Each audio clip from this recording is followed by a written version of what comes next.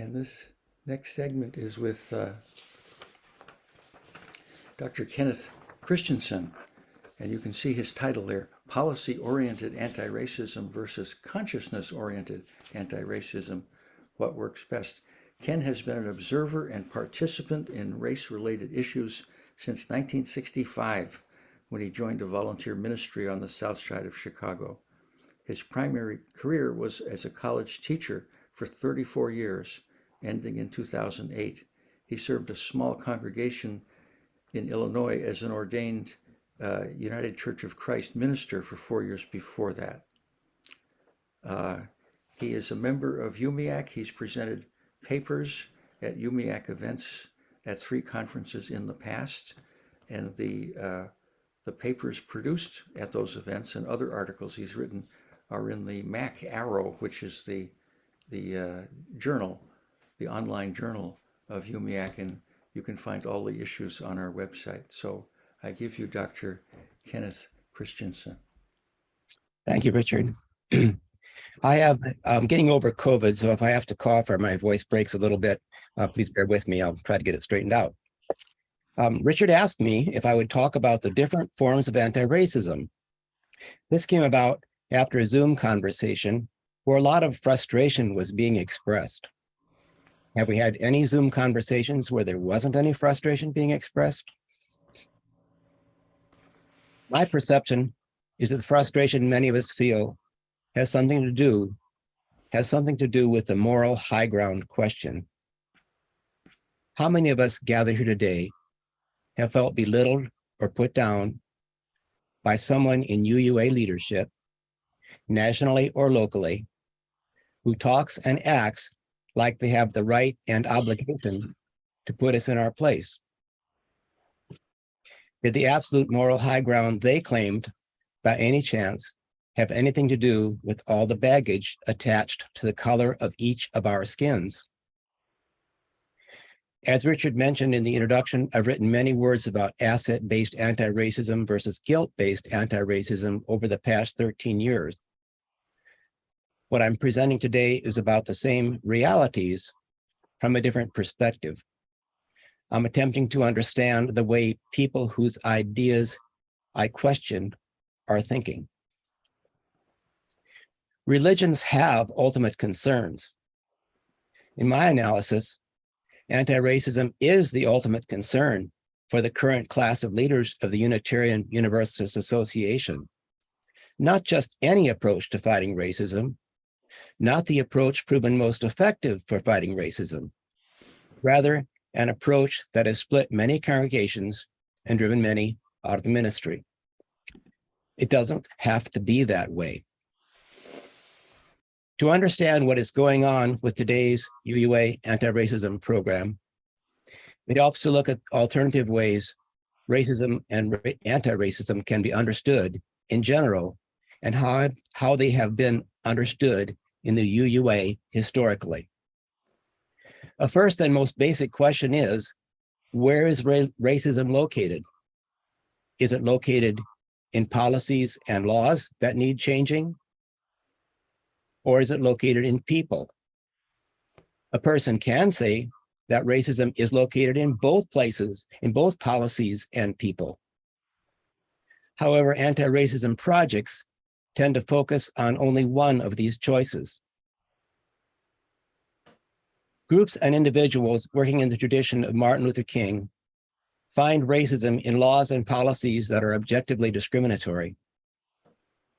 They identify goals and organize people to assert enough pressure over short or long periods of time to change bad laws and policies.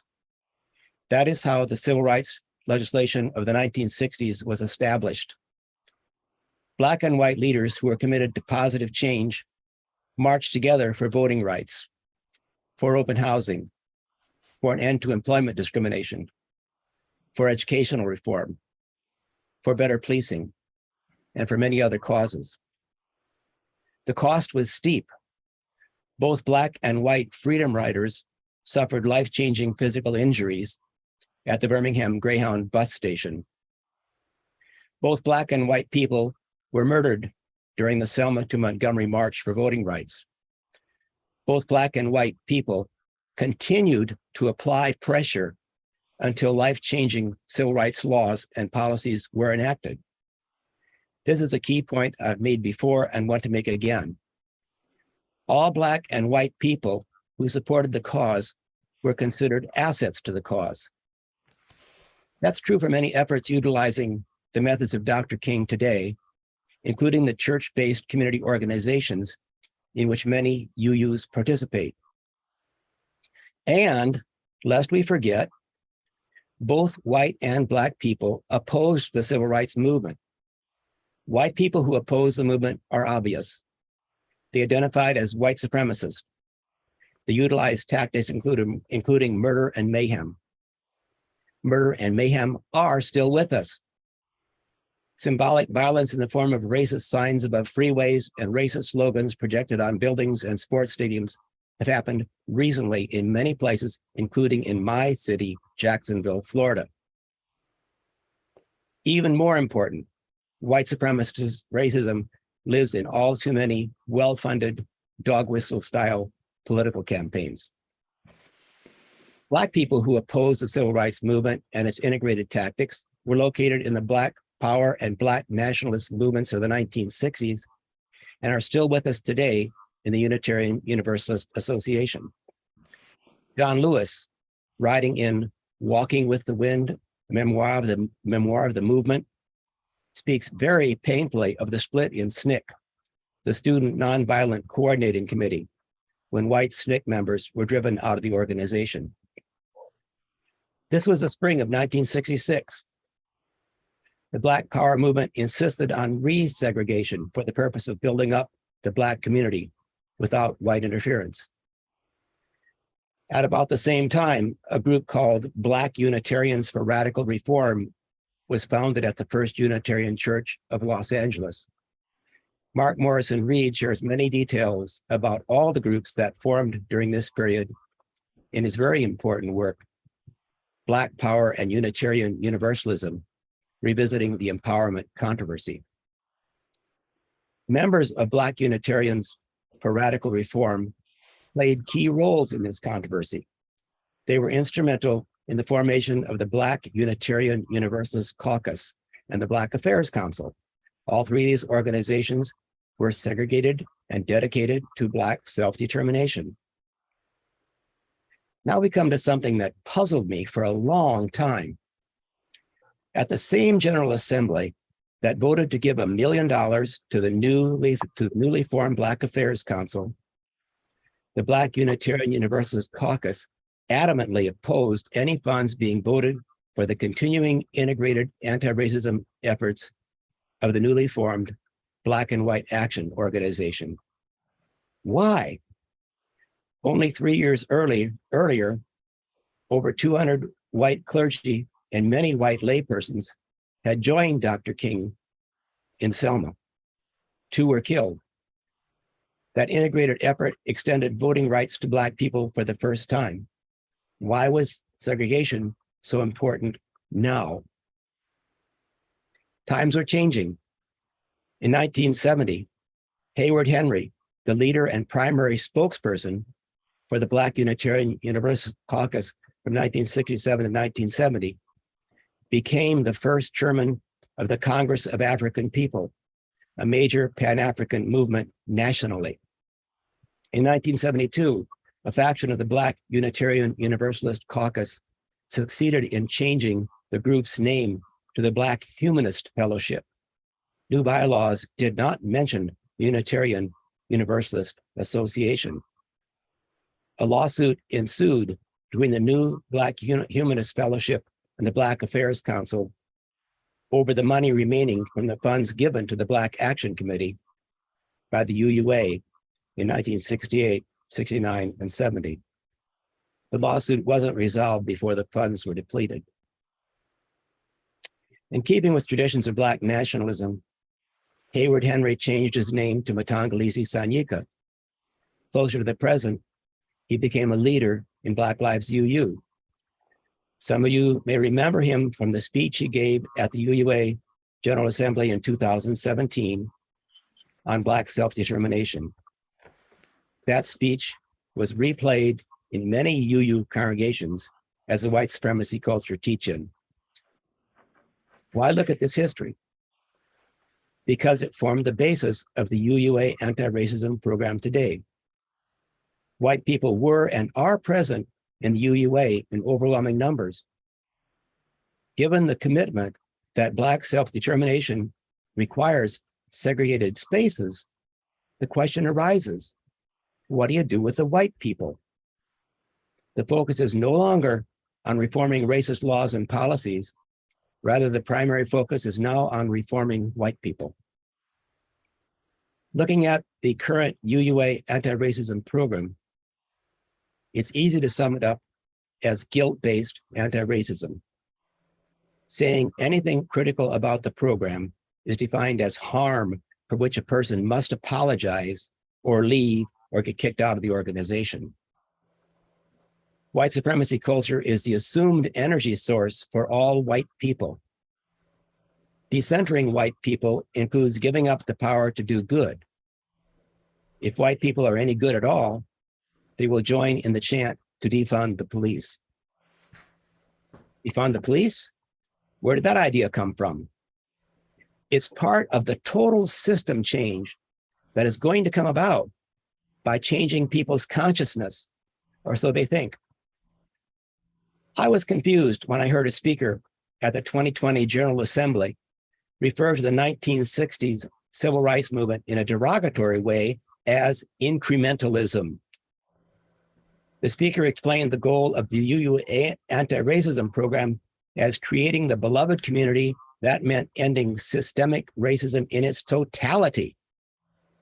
How is this to be accomplished? I felt the need then, and still feel the need, to understand where they're coming from and what they're thinking. I found it informative to listen to Reverend Joseph Barnt. Reverend Barnt has had a long career as head of the Crossroads Ministry for 18 years, then with the People's Institute for Survival and Beyond. Both of these organizations played big roles in shaping the UUA anti-racism program.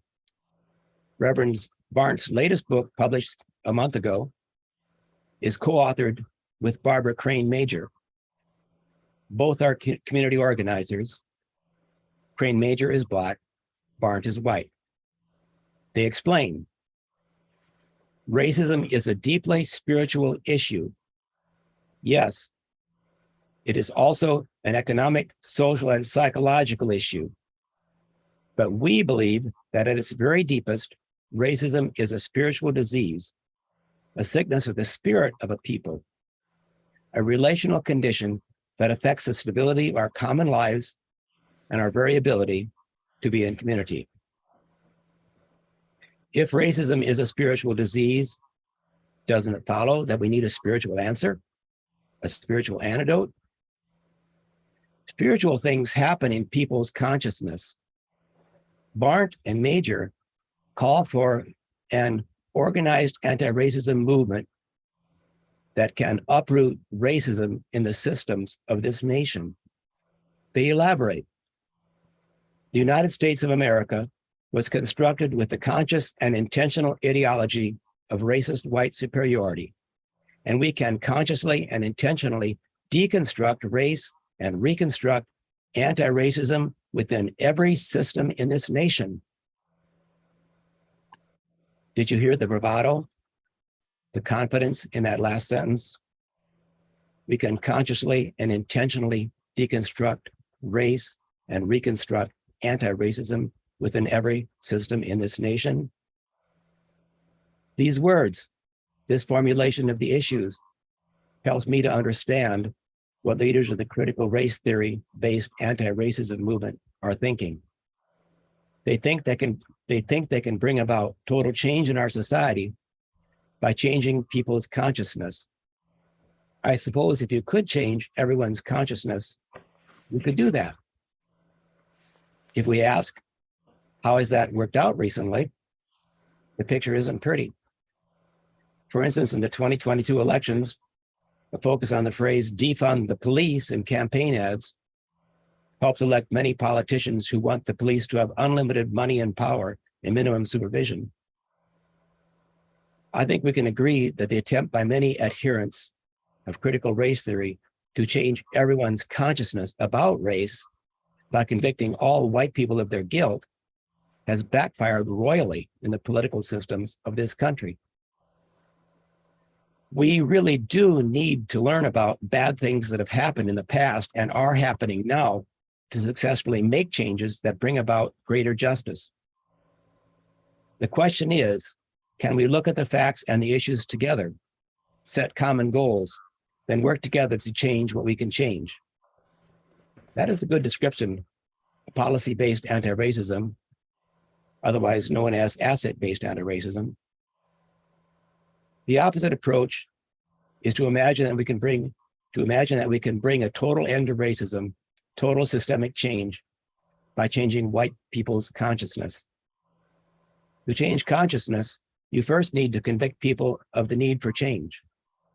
As an evangelical preacher might say, first you must convict them of their sin, then show them the path to salvation.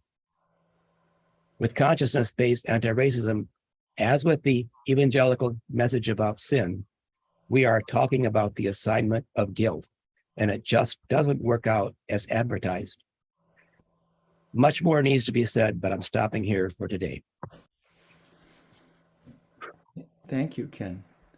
I'll stop the recording.